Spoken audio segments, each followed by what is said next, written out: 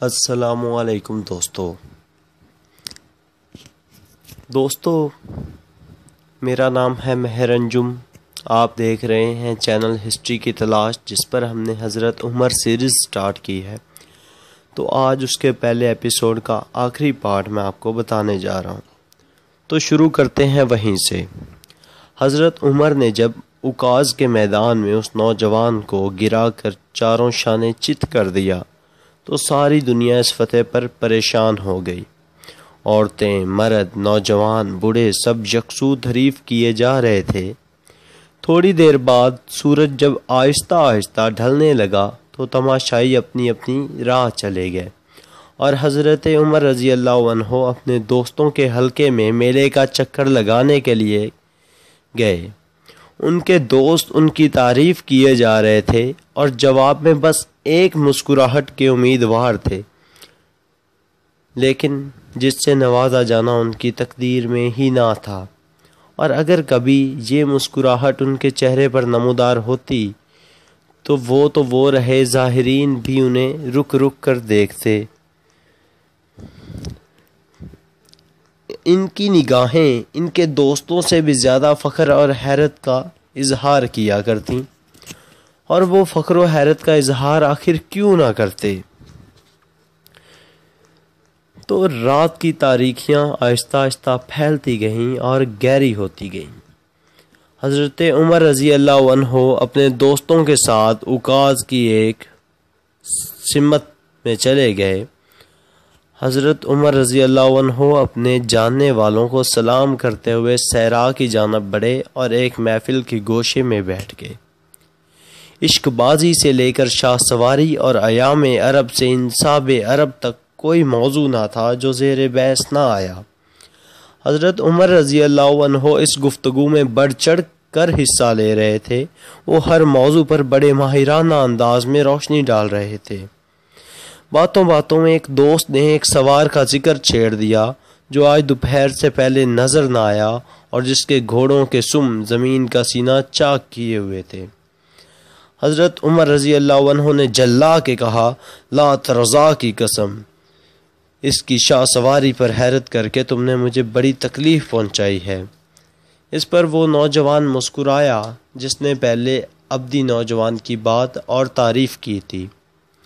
اس نے کہا، عزا سے اپنے چچا زاد بھائی زید بن عمرو کے لیے معافی چاہو، جس نے یہ بات کہی ہے کہ نہ رضا پر میرا ایمان رکھتا ہوں، میں ایک پروردگار پر ایمان لاؤں یا ہزاروں پر۔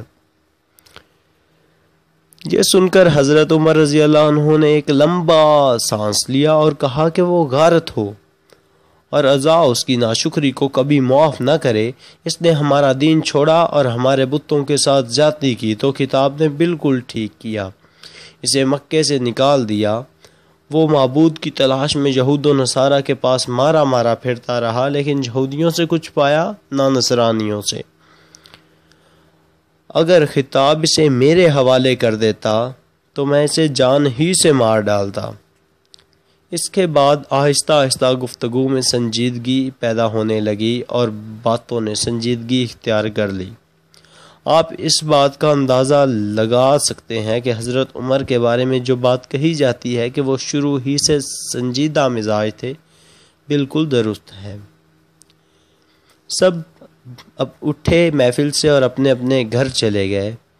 دوسرے دن 10 بجے کے قریب حضرت عمر رضی اللہ عنہ نے کشتی میں جس بہادری کا مظاہرہ کیا وہ اپنے دوستوں کے ساتھ چلتے آ رہے تھے، ملے تو وہ اسی مظاہرے کی تعریف کیے جا رہے تھے، اس کو سہرا رہے تھے۔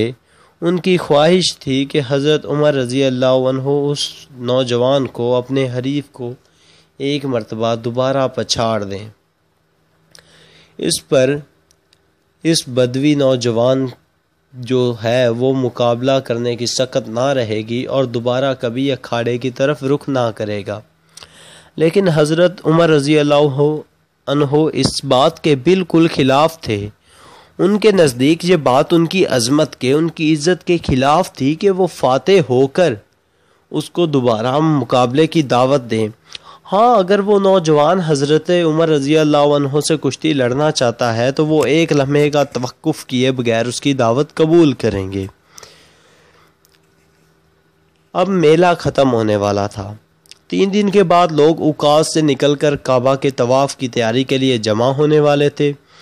وہاں نظر پیش کرنا تھی، قربانی کرنا تھی اور قربانی میں فراغت کے بعد ذوالحجاز میں جانا تھا تاکہ عرفات کی چڑھائی چڑھنے کے لیے کیل کانٹے سے لیس ہو جائیں، تیار ہو جائیں۔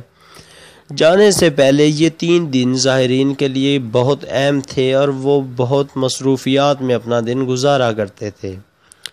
انہیں اب کسی بھی قسم کی دلچسپی نہیں تھی، نہ کسی کھیل میں نہ کسی کشتی میں، لیکن ابھی بھی کچھ نہ کچھ کھیل باقی تھے۔ ابھی بھی حضرت عمر رضی اللہ عنہ کے کچھ درپردہ عناصر باقی تھے۔ یہ درپردہ عناصر کیا تھے؟ حضرت عمر رضی اللہ عنہ نے قبول اسلام کیا کیا اور اس کے بعد آگے کیا ہوا؟ قبول اسلام کیسے ہوا اور حضرت عمر کا اس ایپیسوڈ کے بعد عکاظ کے میلے میں آگے کیا بنا؟